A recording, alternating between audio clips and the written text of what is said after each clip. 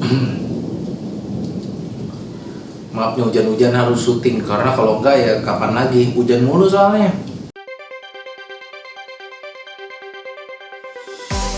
Halo sob, di sini dengan Moldy dan selamat datang di serial Boker, yaitu buat orang kere. Dan untuk video kali ini kita akan bahas gadget yang mungkin cocok buat sobat yang suka mencari kesenangan dari gadgetnya, baik itu nonton film atau main game yang tentunya di harga yang nggak terlalu mahal. Karena rencananya gadget ini akan dipakai buat main game dan nonton film, tentu ada 3 syarat yang harus dipenuhi sama gadget yang satu ini. Yang pertama, layarnya harus cukup luas dan beresolusi cukup tinggi agar nonton filmnya nyaman. Yang kedua, prosesornya harus cukup kencang biar main gamenya juga enak. Dan yang terakhir adalah memori internal yang harus lega. Karena game zaman sekarang kan size-nya gede-gede ya, ada sampai 1 GB-an lah. Nah, setelah menyelami dunia maya, akhirnya saya menemukan satu tablet yang cocok sama kriteria tadi. Ini dia Chuwi Hi9. Iya, saya tahu namanya mungkin agak kurang berwibawa, tapi jangan salah. Chuwi ini adalah salah satu brand yang cukup berpengalaman dalam hal membuat tablet yang ekonomis tapi bagus, dan juga tablet yang agak premium dikit tapi tidak terlalu mahal. Kita mulai dari unboxingnya dulu aja. Khas gadget murah, packagingnya terlihat sangat sederhana. Coklat kardus gini doang dengan tulisan Chuwi. Kayaknya kardus Indomie masih terlihat lebih elegan deh. Isinya yang pertama ada tempered glass, terus ada tabletnya, ini dikesampingin dulu. Kepala charger dengan output 3 ampere, kabel data micro USB, dan kertas-kertas yang saya nggak tahu ini apaan karena saya nggak bisa bacanya. Kayaknya sih panduan penggunaan, kayaknya loh ya. Sekarang kita ke tabletnya, tapi saya mau cerita mulai dari yang pahit-pahitnya dulu karena mungkin sobat itu bakalan ilfeel setelah mendengar pahit-pahitnya. Oke, kita mulai. Yang pertama adalah after sales-nya. Tablet Chuwi ini dibeli dari luar negeri ya sob. Di Banggood.com dijual dengan harga $189. Harga normalnya. Pas video ini dibuat, harganya lagi promo jadi $169 atau 2 juta lebih dikit lah. Nggak murah-murah amat, tapi ya nggak mahal-mahal amat juga. Dan karena ini belinya di luar negeri, kalau misalnya rusak, ya amsyong. Tapi kalau rusak loh ya. Jadi kalau mau beli, mohon pertimbangkan ini dulu. Yang kedua adalah build quality-nya. Kalau desain sih boleh lah buat tablet dengan harga segini, minimalis dan nggak kelihatan norak. Cuman material plastiknya tuh terasa murah. Udah gitu kalau ditwist kayak gini ada bunyi krit-krit gitu loh. Kayak kurang presisi. Bagian punggungnya juga bisa ditekan kayak gini. Kelihatan bener murahnya. Yang ketiga dan menurut saya paling penting adalah tablet ini Wi-Fi only. Betul, tidak ada slot SIM-nya. Jadi kalau ingin memaksimalkan seluruh fiturnya, harus connect ke Wi-Fi dulu. Agak repot memang, tapi setelah beberapa hari pakai, saya mengerti. Sepertinya Chuwi Hi9 ini memang fokus ke ngasih fitur entertainment aja. Semua budget produksinya lari ke situ semua. Pertama, Chuwi Hi9 ini pakai layar 8,4 inch GDI dengan One Glass Solution.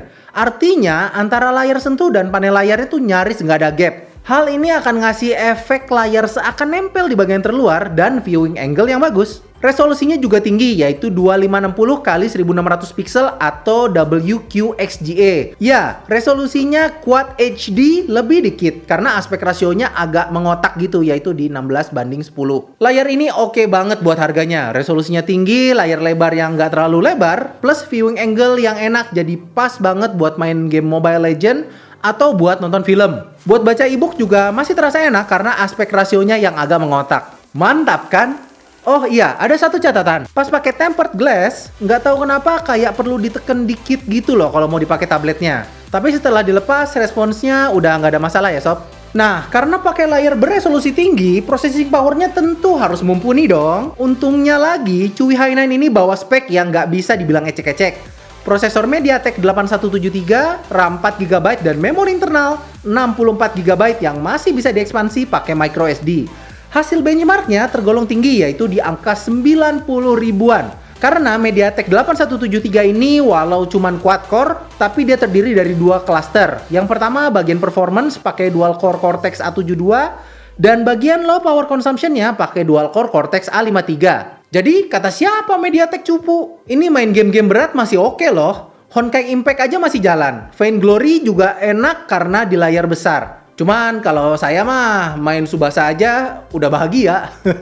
Layar yang 8,4 inch ini juga menurut saya ideal banget buat nonton film. Kalau ditonton berduaan sama pasangan nggak kekecilan dan enak dibawa kemana-mana karena nggak kegedean. Nonton film zaman sekarang tuh udah bisa pakai tablet dan koneksi internet ya sob. Halal. Sudahlah, move on dari DVD bajakan. Udah ada Hook, iFlix, Netflix.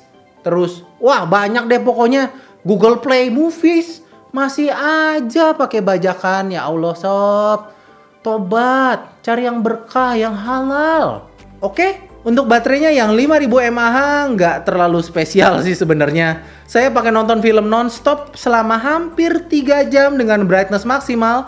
Presentasi baterainya sisa 20% doang. Ya sebenarnya parah sih, tapi ya karena mungkin ini cuma tablet, saya masih bisa terima karena saya nggak pakai tablet sesering saya pakai smartphone. Jadi kalau misalnya baterai tabletnya habis, ya tinggal dicas aja.